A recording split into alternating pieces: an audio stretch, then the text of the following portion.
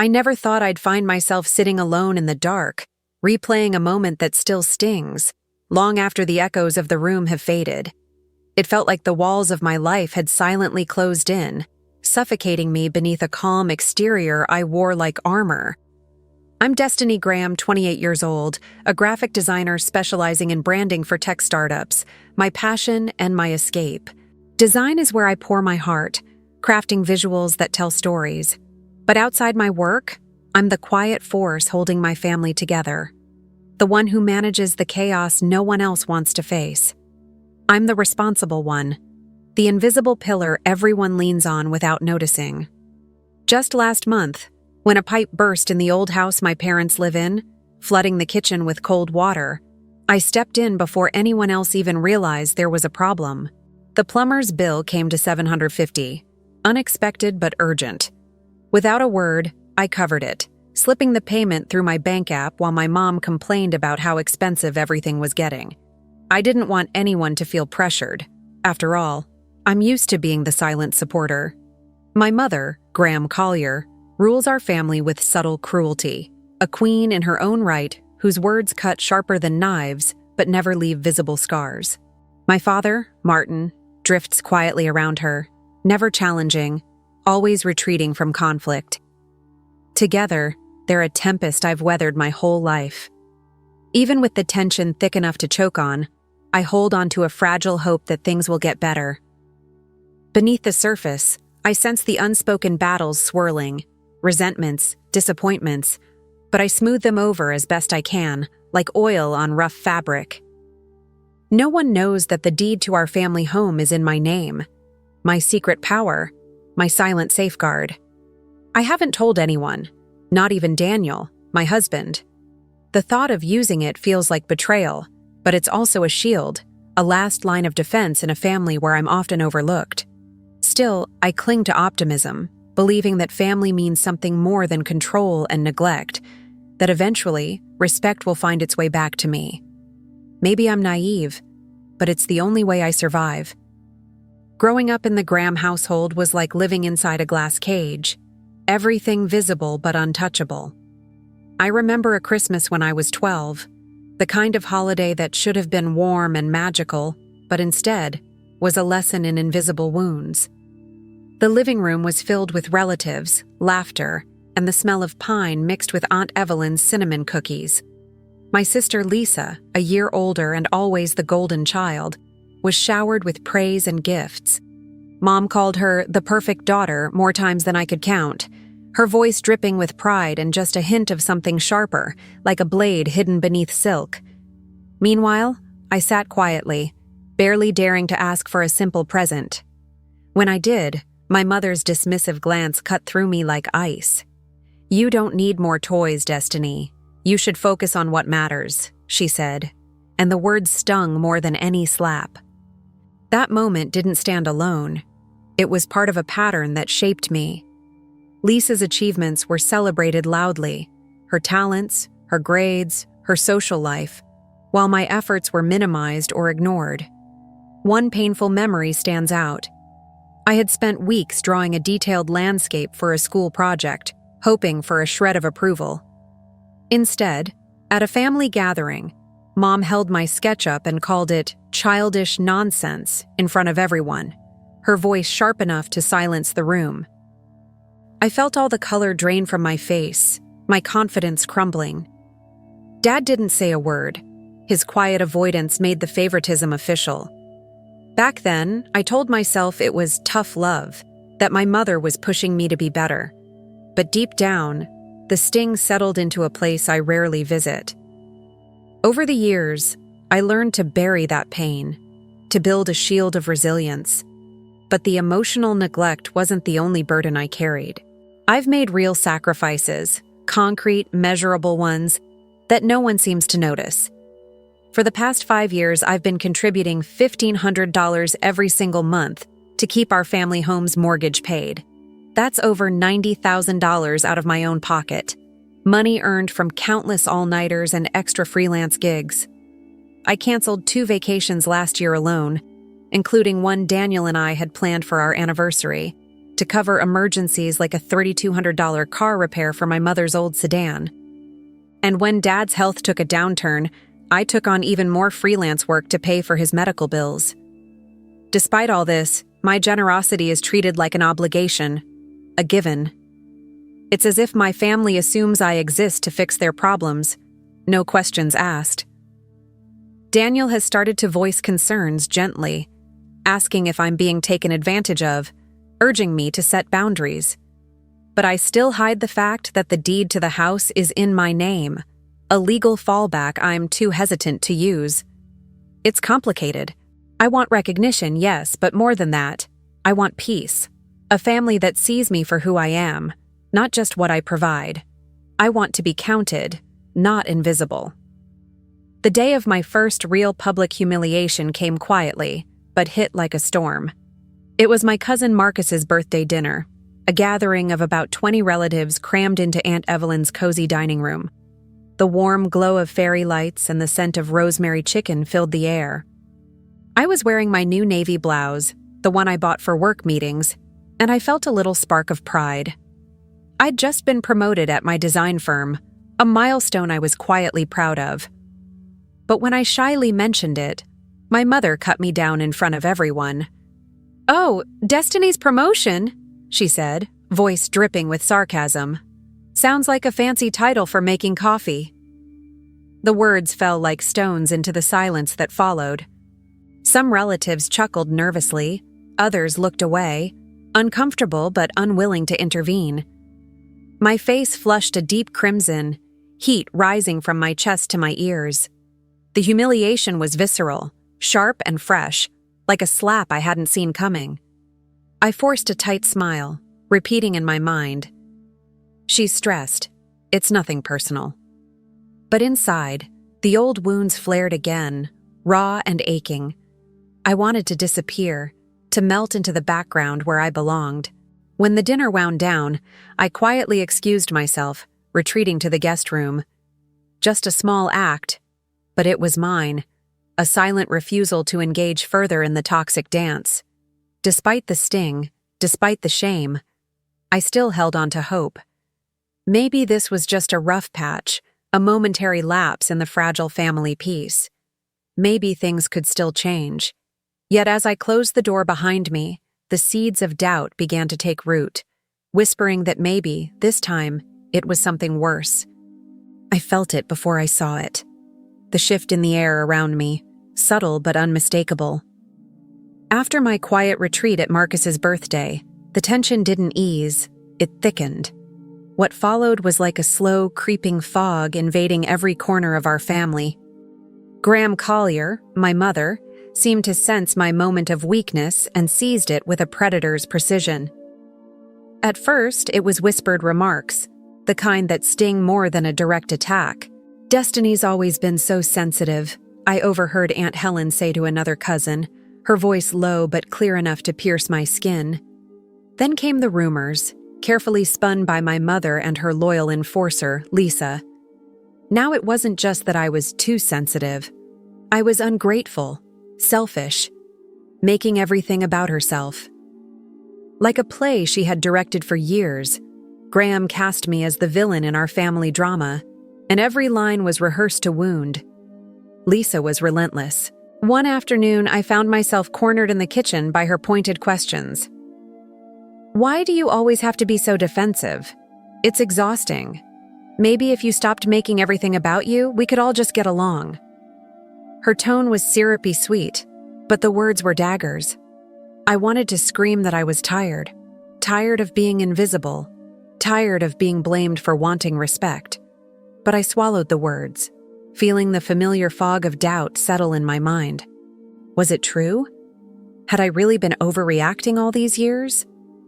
Martin, my father, stayed silent, his quiet avoidance speaking volumes. His refusal to stand up for me was a betrayal that stung deeper than any insult. The family rallied around Graham's version of events, pressing me to make peace and stop causing problems, as if my existence was the source of the fractures. The gaslighting was subtle, never outright accusations, but little comments like, "You've always overreacted," or, We only want what's best for you." I felt my reality shift, confused and unmoored like a boat in a foggy harbor, questioning everything I thought I knew about myself. Despite the chaos, I clung to one desperate hope, that I could still fix this. I reached out and asked for a family meeting, requesting Aunt Evelyn to mediate. I rehearsed what I'd say in my head for days, calm, reasoned facts about my sacrifices, my contributions, the emotional toll of being sidelined. When the day arrived, I found myself sitting in the same living room where childhood memories mixed with present pain. I laid everything bare, my voice steady, but my heart pounding. "I've been supporting this family financially for years," I said softly. "I'm exhausted from feeling invisible and excluded. I want us to find a way forward, together." For a moment, I thought maybe this time my family would listen. But then my mother's eyes glistened with tears, her voice trembling as she accused me of attacking the family, painting herself as the victim trapped by my unreasonable demands. Martin shifted uncomfortably, dodging every glance I threw his way, refusing to choose sides. Aunt Evelyn's attempt at neutrality twisted into quiet dismissal. "Maybe it's just a misunderstanding," she said gently. "Families have their ups and downs. You're young, Destiny. Give it time." The words crushed me, a slap disguised as kindness. I left the meeting feeling smaller, more isolated than before, my honest effort dissolving into silence and shadows. The next humiliation arrived unannounced, cruel and public. I was at a networking event for my design firm, a gathering meant to celebrate a recent round of successful pitches and to strengthen client relationships. I wore my favorite navy blouse, the one I felt carried the weight of my professionalism and years of hard work. The room buzzed with chatter, clinking glasses, and the hum of promising conversations. Then, like a storm breaking over a clear sky, my mother appeared, uninvited and loud. Her voice cut through the room as sharply as a knife. "Oh, Destiny's latest pitch. I heard it barely impressed anyone," she said, loud enough for several of my colleagues and clients to hear. She leaned in, lowering her voice mockingly, but just enough to hint at my supposed financial instability. You know, her success is all smoke and mirrors. She couldn't survive without others propping her up. I felt the room tilt, the air thick with discomfort and awkward glances. I saw the doubt flicker in my client's eyes, the one whose contract renewal was worth $15,000. The moment was a public unraveling of everything I'd worked so hard for, a calculated blow designed to shake my foundation. Daniel witnessed the exchange and later confronted my mother privately, his voice low but firm. She shrugged off responsibility like a bad stain, dismissive and cold. I stood there, a knot tightening in my chest, realizing this wasn't a mistake. It was a weapon aimed to dismantle my credibility and steal my stability. With that brutal realization settling in my bones, I summoned every ounce of courage left and reached out privately to my mother. I sent a message filled with hope and exhaustion, a plea to find peace, to set boundaries around money and respect. I explained, carefully and honestly, the emotional needs I had, acknowledgement for all I'd done, space to breathe without constant judgment. I offered forgiveness, hoping it might thaw the ice between us. But her reply came swift and cold. "Family doesn't ask, it takes," she wrote, dismissing my vulnerability with a scorn that cut deeper than any insult. She reminded me pointedly of who's really paying the bills, crossing a line I hadn't thought she'd dare to cross. I read the words over and over, the sting fresh and raw. My attempt to build a bridge was met with disdain. I sat back, heart heavy, the quiet truth settling in. No matter how much I gave, no matter how much I tried, some walls were built to keep me out. I whispered to myself, I did everything I could, as the silence around me grew colder than ever. The aftermath of my mother's cold dismissal rippled through the family like a stone dropped into still water, creating waves I hadn't anticipated. It wasn't just a quiet retreat from my side. It felt more like the world was closing in, shrinking until the only space left was a suffocating silence. Graham Collier's whispers had already been poison, but now they were poison mixed with wildfire, spreading fast. I heard rumors that I was controlling and unreasonable, phrases that felt like shackles binding me tighter and tighter with every repetition. Cousins I once laughed with at family barbecues began to avoid me, their smiles replaced by carefully averted eyes. Lisa's coldness, which had always simmered beneath the surface, now boiled over in blistering disdain. She barely acknowledged me at gatherings, her silences louder than any argument. Daniel stood by me, steadfast as ever, but even his steady gaze held a flicker of worry. One evening, after a particularly tense family dinner that dissolved into awkwardness and clipped phrases, he pulled me aside. "I hate seeing you like this, Destiny. They're driving a wedge between us, and it's working." His voice trembled, not with weakness, but with the rawness of shared pain. I nodded because I couldn't find the words. I felt like a ghost in my own life, a shadow cast too faint to be noticed, let alone believed. The exhaustion was relentless, a weight pressing down from all sides until it felt like my chest might cave in. I started to question everything. Was I really as difficult as they claimed? Could I be the problem, the cause of all this fracture? At night, the room felt colder, emptier.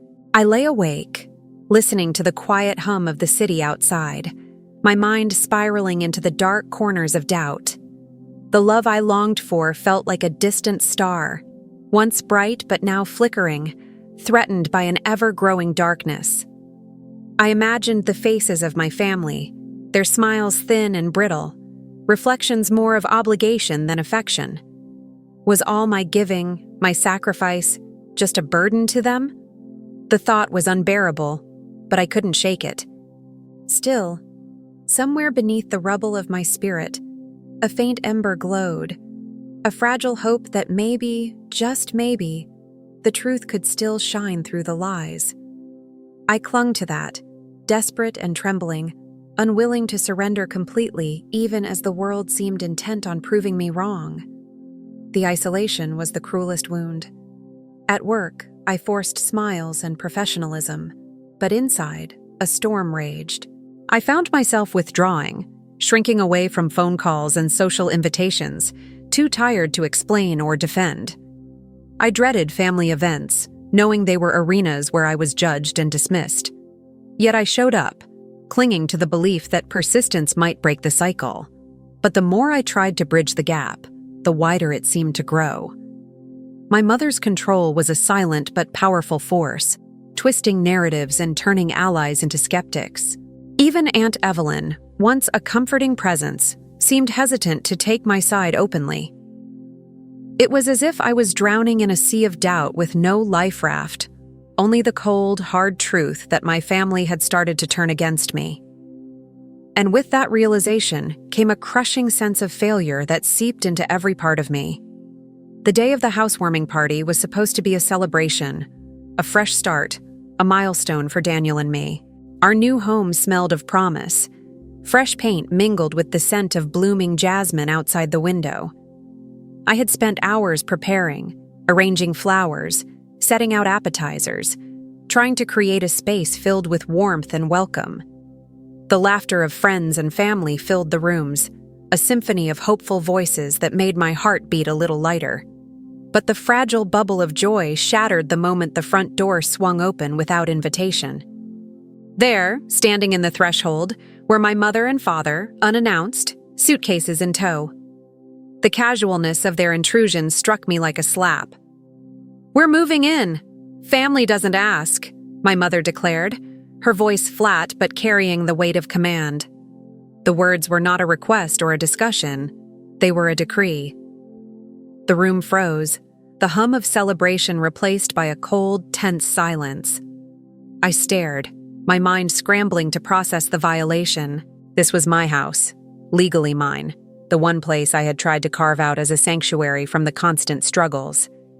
Yet here they were, crossing that boundary with no hesitation, no respect.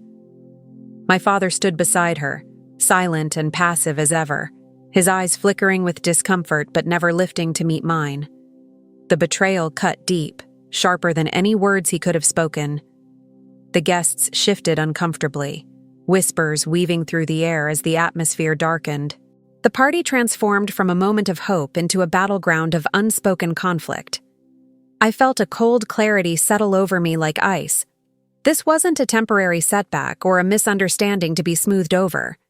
It was a calculated takeover, an irrevocable invasion. My mother's presence was a statement, one I couldn't ignore or negotiate with. The daughter who had once hoped for reconciliation felt something inside her break, a fragile thread snapping under the strain of years of manipulation and neglect. No words were exchanged between us in that charged moment. Instead, a silent vow crystallized in my mind. This ends now. The hopeful girl vanished beneath the weight of reality, replaced by a quiet, unyielding resolve that would not be ignored. Later that night, alone in the stillness of my new home, the walls seemed to close in as memories flooded back with relentless force. I sat on the edge of the bed, fingers trembling as I traced invisible patterns on the quilt, replaying the years of sacrifice, the unpaid bills, the sleepless nights, the moments when I swallowed humiliation just to keep the peace. The flood of memories was overwhelming, but beneath the sorrow, a sharp clarity began to emerge. This has always been the pattern, I whispered to the empty room. The realization was like a cold blade slicing through the fog of confusion.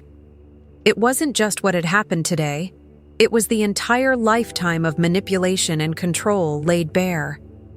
Pain morphed into something fiercer, an anger that burned with precision rather than chaos.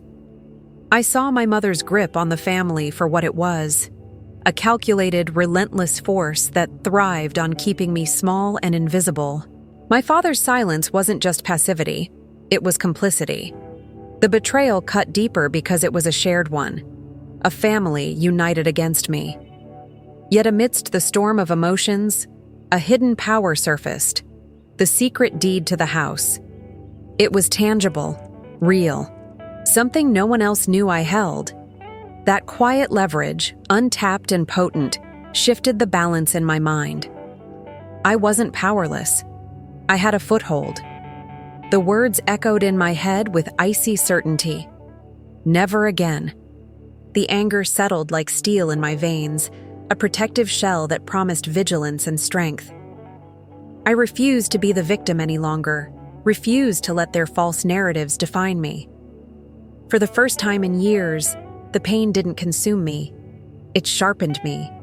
I could feel the tide turning inside, the slow awakening from a long, numb haze to a fierce awareness of what needed to change.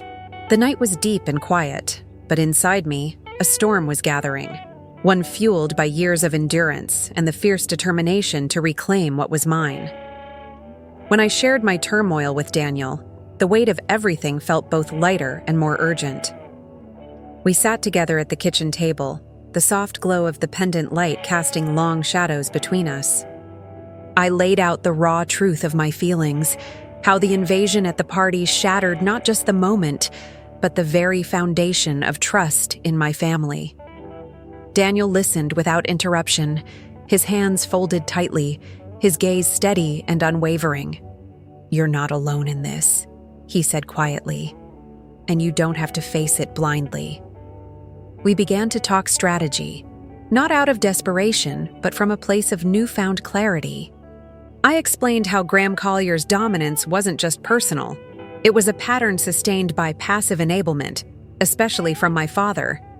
If I wanted to protect what I had to be smarter, more deliberate.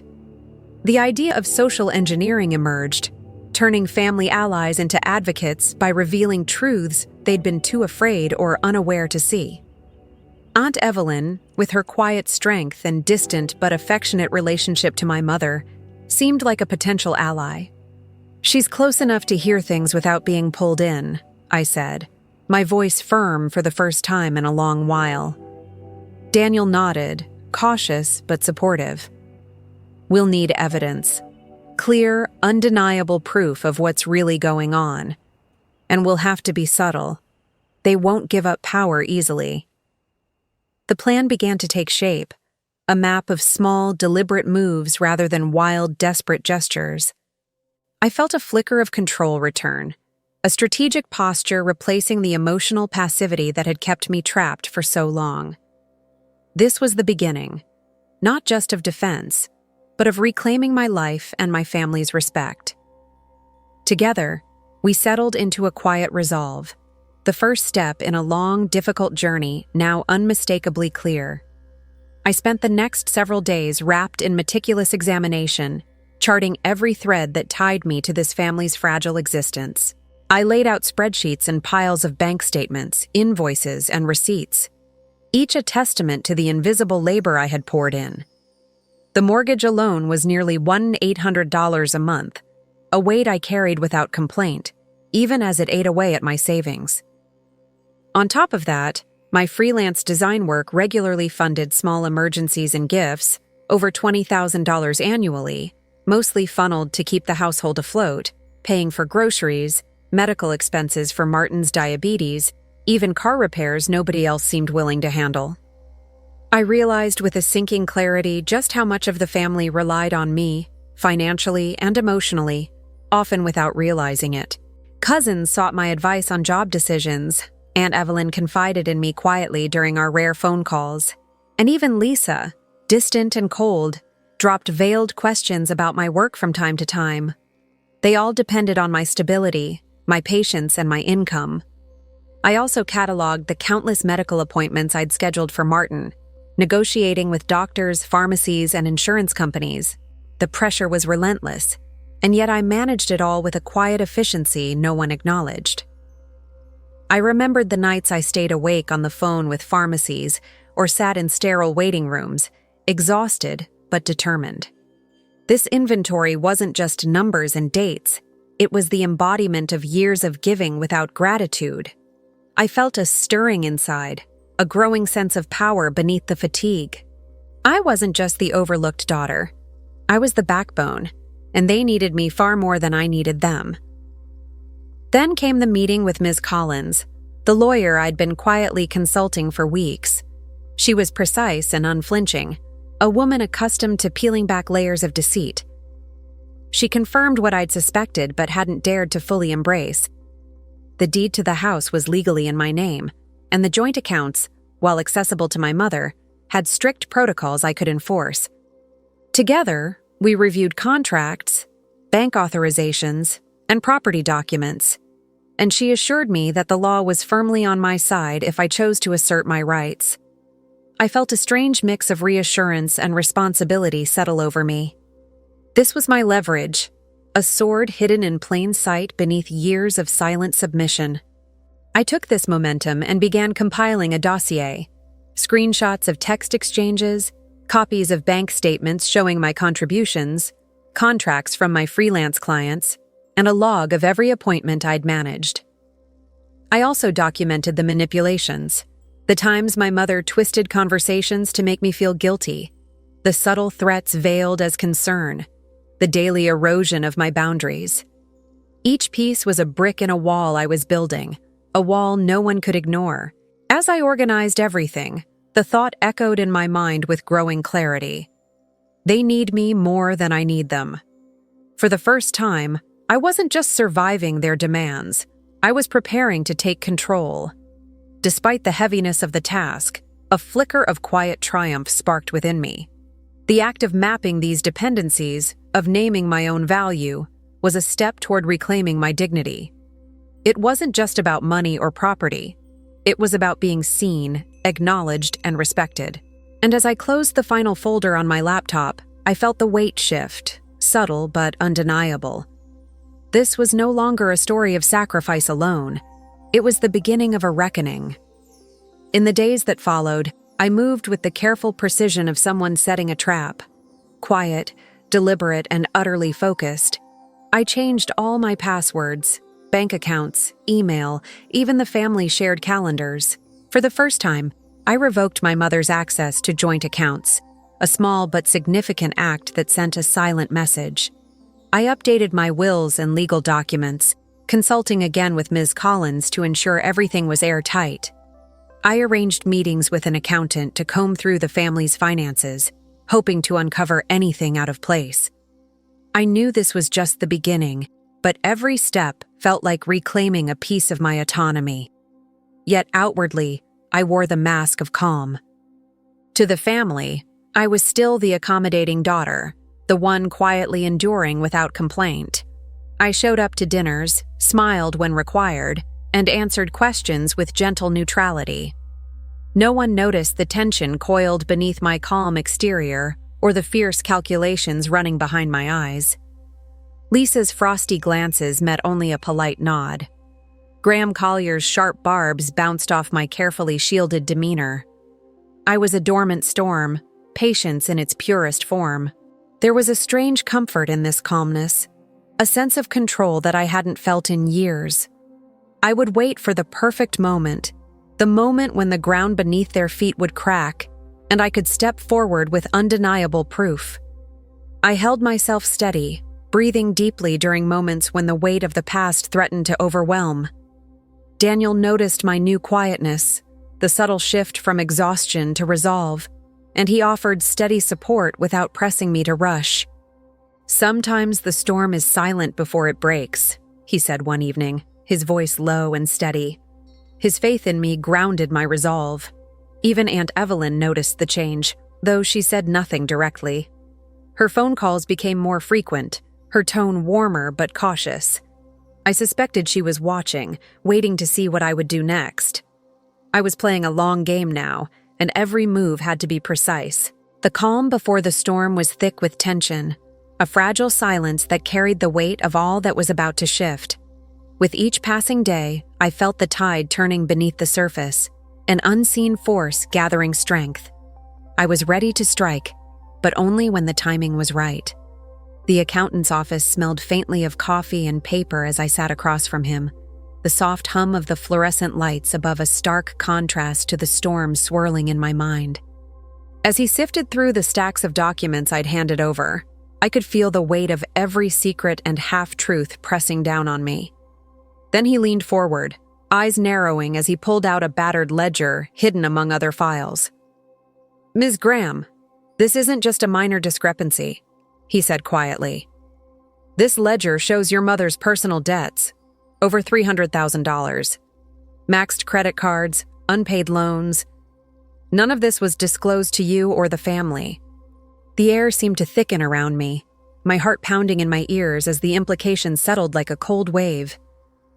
Years of tension, the financial crises, the emotional manipulation, it all suddenly made sense. The emergencies, the demands for money, the guilt trips, they were all cover-ups for this reckless hidden debt. My mother's grip on us was not just emotional, it was financial control built on secrets and lies. I felt a surge of vindication mixed with a new urgency burning inside me. This was no longer about reclaiming respect, it was about saving what was left from ruin. I called Daniel and Aunt Evelyn immediately, my voice tight but resolute as I shared the findings. Daniel's shock was palpable, his usual calm shaken by the scope of the betrayal. Aunt Evelyn's response was more measured, but no less firm. "This changes everything," she said softly. "We have to act carefully, but we can't ignore this." Their commitment to help rekindled a fragile hope inside me. The ledger was the lever I needed, the undeniable proof that Graham Collier's facade was crumbling. That night, I sat alone, the ledger's numbers and names swirling in my mind. The hidden debts weren't just a financial failure, they were a betrayal of trust, so deep it shattered the foundation of the family. I felt the weight of years of manipulation lift just enough to breathe. This secret, once uncovered, could dismantle the carefully crafted image my mother had built. It was the key to exposing the truth, and I knew I had to wield it wisely. This discovery didn't just justify my mistrust, it demanded action. The first move felt like stepping onto a battlefield cloaked in silence. I stopped the mortgage payments, not out of malice, but to force scrutiny, to make the consequences undeniable. I notified the mortgage company of my sole ownership, ensuring they understood the legal structure of the property. I restricted access to the joint accounts, changing authorizations without fanfare. Each action was a precise cut, a small fracture in the foundation my mother had relied on for control. I whispered the truth to Aunt Evelyn and a few trusted family members, planting seeds of concern without raising alarms. Their cautious responses bolstered my confidence. Slowly, the pressure began to build. At family gatherings, the subtle changes rippled through the atmosphere. Graham Collier noticed the hiccups, the missed payment notices, the restrictions, but she dismissed them as my usual moodiness. Her underestimation was my advantage. Daniel stood by me, offering quiet strength and advising patience. Methodical and calm, he reminded me. That's how we keep the upper hand. The family felt the tightening grip of uncertainty, but couldn't trace it back to me. The cracks in Graham Collier's control were almost invisible but growing. I watched her falter behind her practiced facade, a flicker of doubt replacing the usual cold certainty. The first steps of my plan unsettled her, quietly but decisively. I remained composed, my exterior untouched by the storm I was stirring. The balance had begun to shift, and though the battle was far from over, the foundation was no longer hers to command alone. I was no longer invisible. I was the force no one expected. The afternoon light sifted through the lace curtains of Aunt Evelyn's living room, soft but unforgiving, catching the tension hanging in the air like a thick fog. The family, assembled under the guise of mediation, buzzed with quiet whispers and exchanged glances, all eyes eventually turning toward me when I stood to speak. I felt the weight of the room press against me, but I kept my voice steady, even as my heart thudded in my chest. I have something important to share, I began, unfolding the carefully prepared binder on the coffee table. This isn't easy, but it's time for the truth. One by one, I laid out the evidence: bank statements, credit ledgers, mortgage documents, all irrefutable proof of the hidden debts my mother had amassed, and the fact that I was the legal owner of the house we all called home. The room shifted, disbelief rippling through my relatives as I calmly explained the financial chain of events that had threatened to pull us under. I could see Graham Collier's face pale, her usual assured smirk faltering, lips pressed into a thin, brittle line. "I'm here to protect this family," I said, voice low but clear. "And that means protecting what belongs to all of us. From now on, no more uninvited moves, no more secrets. Accountability must be real." Aunt Evelyn's eyes softened with a complex mix of sympathy and relief as she glanced toward me, while Lisa sat frozen, mouth slightly open, caught between shock and denial. The cousins exchanged murmurs, their skepticism of my mother's story unraveling visibly. I felt a fierce clarity in that moment. The power I had fought for was no longer a distant dream. "I'm not asking for permission," I told them. "I'm setting boundaries. Respect my autonomy. Respect the decisions I make about the finances in this home. This isn't just about money. It's about respect, honesty, and responsibility." My mother's eyes darted wildly, struggling for a comeback, but the room's energy had shifted irrevocably. I was no longer the silent burden. I was the force demanding change. The silence afterward was thick and heavy, as if the very walls absorbed the weight of what had been revealed. I could feel the undercurrent of questions and doubts swirling around my mother, her carefully constructed control splintering under the light of truth. No one dared to challenge me openly. The evidence was too clear, her defenses too brittle. For the first time in years, I held the reins. The taste of quiet victory was bittersweet, but invigorating. A long overdue moment where my voice mattered, and my boundaries were not just acknowledged, but demanded. The calls started almost immediately. My phone buzzed relentlessly, each notification a small ripple in the calm I had fought so hard to create. Creditors, emboldened by the public exposure, began calling Graham Collier, their voices sharp and unforgiving, demands for payments, threats of legal actions and collections notices delivered like cold hammers. I heard through the grapevine that her carefully curated facade of financial stability was cracking wide open. Plans for luxury purchases and vacations evaporated overnight. The family's credit ratings plummeted, and with each missed payment, the consequences grew more visible and impossible to ignore. Graham's attempts to downplay the crisis bordered on frantic.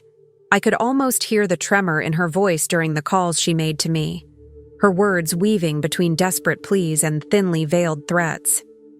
"Destiny, please, we can work this out. You don't have to be so harsh," she said, her tone both coaxing and venomous. But I remained unmoved, my boundaries firm as steel. "The time for silence is over," I replied evenly. "I'm not here to enable more damage." Her messages flooded my phone well into the night, but I let them go unanswered, my resolve unshaken. Meanwhile, the family began to shift around the new reality. Some, like Aunt Evelyn and Lisa, approached me quietly, their voices tentative but tinged with regret. "I didn't understand before," Lisa admitted one afternoon, eyes avoiding mine. "I see now. I'm sorry, Destiny." Their apologies felt fragile but genuine, cracks in the loyalty that had long shielded my mother's deception. Others kept their distance, unsure where to stand in the upheaval. Watching the dominoes fall so rapidly, financial collapse, fractured alliances, and isolation, was surreal. Yet I stayed calm, my boundaries a fortress, neither cruel nor dismissive, only clear and unwavering. Graham Collier's desperation escalated quickly. When subtlety failed, she unleashed a final wave of manipulation, texts dripping with emotional blackmail. "Without me, this family falls apart," she posted publicly, her social media a stage for victimhood and distortion. She rallied Lisa and a cousin to press me, their words heavy with pressure and veiled threats, hoping to fracture my newfound armor. But I was ready. With legal counsel at my side and the steady support of Daniel and Aunt Evelyn, I deflected their attempts with quiet dignity. "I'm not the enemy," I told Lisa during a tense phone call, "but I won't sacrifice my peace to maintain a lie." Some relatives, sensing the shifting tides, reached out with sincere apologies, their voices softened by regret and the slow dawning of truth. I acknowledged them with grace but kept a necessary distance, aware that healing was a process that required time and boundaries. Graham Collier's confidence dwindled visibly. Her calls became fewer, her messages less frequent and more fragmented. Isolation wrapped around her like a cold cloak, the control she once wielded slipping through her fingers. In this new landscape, I stood firm, not with vengeance, but with the quiet strength of someone who finally chose herself. Months later, peace settled over my home like a soft, reassuring blanket. The once endless intrusions and boundary violations became distant memories, replaced by a sense of sanctuary I had barely dared to imagine. Daniel and I thrived together, our relationship a pillar of respect and shared purpose, a stark contrast to the turmoil that had defined my family life for so long. Family gatherings still happened, but now they came with clear rules, boundaries enforced gently but firmly. Graham Collier, once the center of control, was excluded from decisions involving my household. It was a silent acknowledgement that the dynamics had irrevocably changed. The secret debt remained a cautionary tale, a shadow that would follow my mother's footsteps, but it no longer defined me. I found myself reflecting quietly one evening, the city lights twinkling beyond my window as Daniel rested beside me. "I don't miss the approval I never had," I whispered to no one in particular. "Freedom is worth more." The past's weight had lifted, replaced by a hopeful resolve that respect was something earned, not demanded. For the first time, I controlled my own story, and that truth felt like the most profound victory of all.